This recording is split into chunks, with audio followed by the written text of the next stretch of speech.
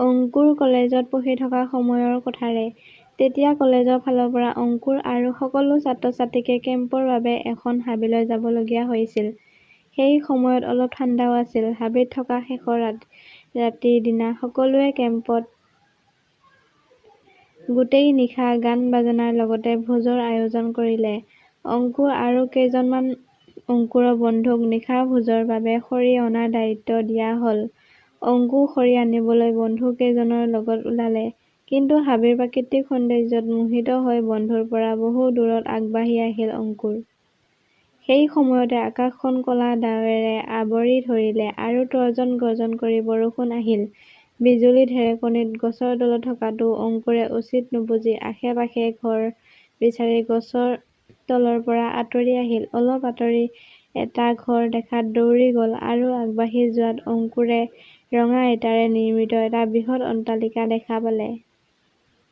অট্টালিকাটোত বিজুলী বাতিৰ পোহৰত জিলিকি আছিল আৰু অট্টালিকাৰ ভিতৰত বহু মানুহ থকাৰ দৰে অংকুৰৰ অনুমান হ'ল। অংকুৰে তাকে দেখা পাই বেগেৰে গৈ অংকুৰ অট্টালিকাৰ ভিতৰ পালেগৈ আৰু অট্টালিকাৰ ভিতৰৰ পৰা আহি থকা ধুনীয়া নাৰ্ছ এগৰাকীক খুন্দা মৰাৰ পৰা যেনে-তেনে ৰক্ষা পৰিল।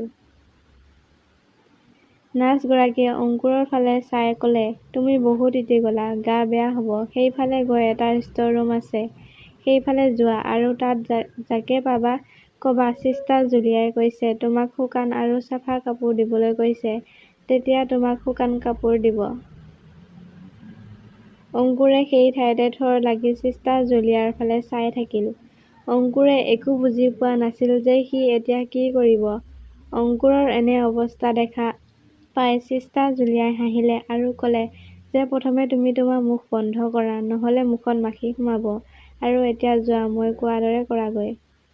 অংকুৰে অঁ বুলি লাহেকৈ মূৰটো লৰাই লাহেকৈ চিষ্টাৰ জুলিয়াই কোৱাৰ ফালে মূৰটো ঘূৰালে আৰু সেই দিশত যাওঁতে অংকুৰৰ বাহুত কোনোবাই হাত থলে। তেতিয়া অংকুৰে ঘূৰি দেখিলে যে আৰ্মীৰ সাজত এজন সুঠাম যুৱকক হাঁহি ৰৈ থকা দেখা পালে। তেতিয়া অংকুৰৰ মুখমণ্ডল আশ্চৰ্যজনক হ'ল। তাকে দেখা পাই সেই যুৱকজনৰ হাঁহি উঠিল। আৰ্মীৰ সাজত থকা যুৱকজনে গহীনাই ক'লে, "মই কেপ্টেইন বিনোদ হয় আৰু এয়া আমাৰ দেশৰ আৰ্মী হস্পিতাল হয়।" কেপ্টেইন বিনোদৰ কথাত অংকুৰক আশ্চৰ্যজনক কৰি তুলিলে। আৰু লাহে লাহে অংকুৰ স্বাভাৱিক হৈ কেপ্টেইন বিনোদক চিষ্টাৰ জুলিয়াই কোৱা কথাখিনি ক'লে। অংকুৰৰ কথা শুনি কেপ্টেইন বিনোদৰ মুখমণ্ডল ৰহস্যময় হাঁহিৰে ভৰি পৰিল আৰু ক'লে, "তুমি চিষ্টাৰ জুলিয়াকো লগ পালা?" অংকুৰে কেপ্টেইন বিনোদৰ কথা শুনি ক'লে, "আপুনি কি ক'ব বিচাৰিছে?" তেতিয়া কেপ্টেইনে ক'লে, "একো নাই ব'লা, মই তোমাক শুকান কাপোৰ দিওঁ, সলাই লোৱা, নহ'লে সঁচাকে গাৰ বেয়া হ'ব।"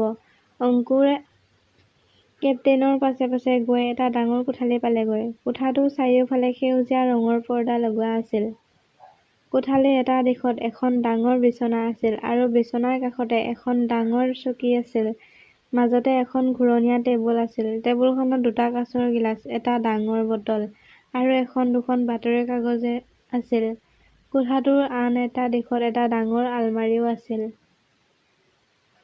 তাৰে পৰা কেপ্টেইন বিনোদে এটা আকাশী ৰঙৰ কুৰ্তা পায়জামা উলিয়াই আনি অংকুৰক দিলে আৰু কোঠাতে থকা বাথৰুমৰ ফালে দেখুৱাই দিলে। অংকুৰে বাথৰুমত কাপোৰ সলাই আহিবলৈ লওঁতেই অংকুৰৰ চকুত বাথৰুমৰ এখন বেৰত পৰিল। সেই বেৰখনত তেজৰ ছিটিঙনিয়ে ভৰি আছিল। অংকুৰে সেয়া দেখা পাই আৰু ততাতৈয়াকৈ বাথৰুমৰ পৰা ওলাই আহিবলৈ লওঁতে বাথৰুমত থকা আইনাত নিজকে দেখা পাই হতভম্ব হ'ল। কাৰণ আইনাখনত অংকুৰে নিজৰ গোটেই শৰীৰটো দেখা পাইছিল, কিন্তু অংকুৰৰ শৰীৰৰ পৰা অংকুৰৰ মূৰটো নাছিল। তাকে দেখি অংকুৰ বৰ ভয় খালে আৰু তৎক্ষণাৎ বাথৰুমৰ পৰা ওলাই আহিল। অংকুৰক এনেদৰে বাথৰুমৰ পৰা ওলাই অহা দেখা পাই কেপ্টেইন বিনোদে হাঁহিলে আৰু হাঁহি হাঁহি সুধিলে, "কি হ'ল ডেকা ল'ৰা? আৰু এতিয়ালৈকে তুমি মোক তোমাৰ নামটোকে কোৱা নাই?" তেতিয়া অংকুৰে ক'লে, "মোৰ নাম অংকুৰ, কিন্তু মই এতিয়া ইয়াত অলপ সময়ো নাথাকো, মই যাওঁ।"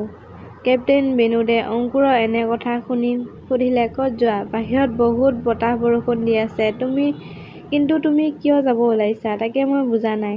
অংকুৰে ক'লে, "কেপ্টেইন বিনোদ, আপোনাৰ বাথৰুমৰ এখন বেৰত তেজৰ ছিটিঙনিয়ে ভৰি আছে আৰু আপোনাৰ বাথৰুমত থকা আইনাখনো অদ্ভুত ধৰণৰ।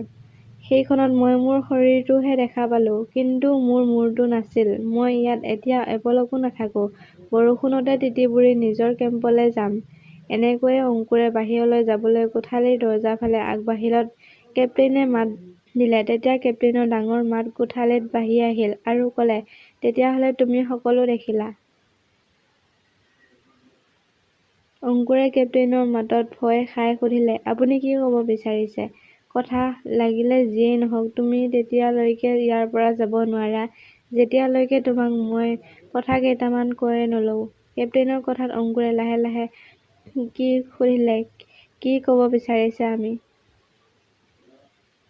কেপ্টেইনে ক'লে, যি কথা আজিলৈকে কোনেও নাজানে। অংকুৰে ক'লে, সেই কথা মই গম পাই কি কৰিম? দয়া কৰি মোক ইয়াৰ পৰা যাবলৈ দিয়ক। অংকুৰে ভয়তে কন্দনা-মোৱা হ'ল আৰু কেপ্টেইন বিনোদে ক'লে, নহ'ব, মুঠতে নহ'ব। আৰু তুমি মোলৈ ভয় কৰাৰ প্ৰয়োজন নাই। সৈনিকসকলে ৰক্ষা সেতু থাকে। ময়ো তোমাৰ ৰক্ষাহে কৰিছো। তেতিয়া কেপ্টেইনৰ মাতত আকুলতা আহিল। আহা, মোৰ লগতে চকীত বহা। মই তোমাক এতিয়া এটা কাহিনী শুনাম।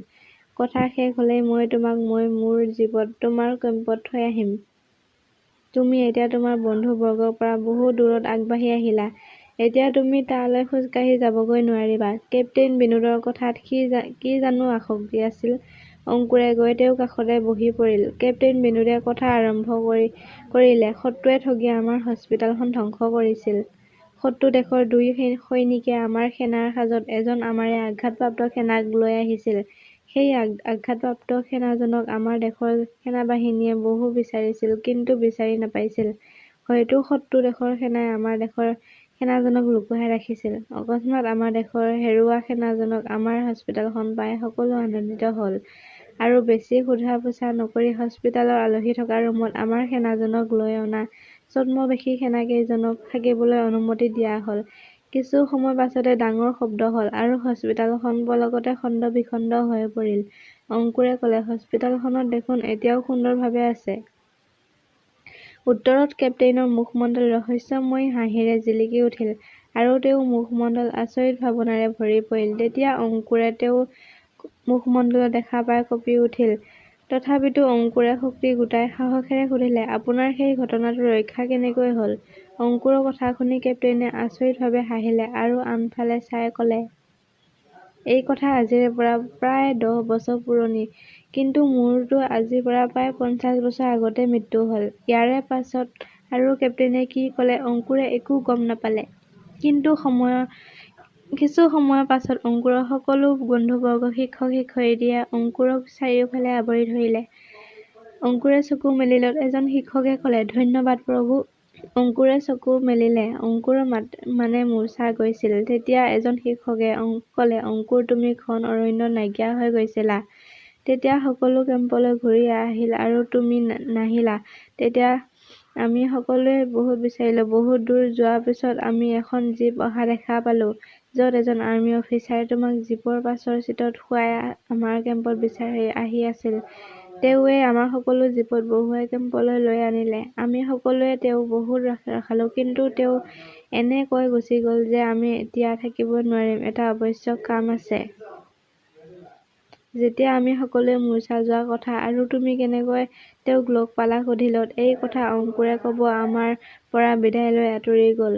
সকলোৱে উৎকণ্ঠাৰে ভৰা মুখমণ্ডল অংকুৰৰ ফালে ৰৈ থকা দেখা পাই অংকুৰে লাহে কৰি সুধিলে, কি তেওঁৰ নাম কেপ্টেইন বিনোদ আছিল নেকি? শিক্ষক এজনে হয় বুলি মূৰ জোকাৰিলে। অৱশেষত অংকুৰে সকলোকে সেই ঠাইলৈ যাবলৈ লগ ধৰিলে, যি ফালৰ পৰা জীপখন আহিছিল। প্ৰথমতে শিক্ষক-শিক্ষয়িত্ৰীসকলে যাবলৈ প্ৰস্তুত হোৱা নাছিল, কিন্তু অংকুৰে বহু কোৱাৰ পাছত সকলোৱে প্ৰস্তুত হ'ল। পাছদিনা পুৱা হ'ল। অংকুৰৰ লগত সকলোৱে সেই ঠাইত উপস্থিত হ'লগৈ। সেই ঠাইত উপস্থিত হৈ অংকুৰ গভীৰ আশ্চৰ্যজনকত সোমাই পৰিল। কাৰণ সেই ঠাইত জ্বলা খণ্ড-বিখণ্ড ডাঙৰ গাঁত আছিল আৰু য'ত এটা ভঙা শিলত লিখা আছিল, আৰ্মী হস্পিতাল।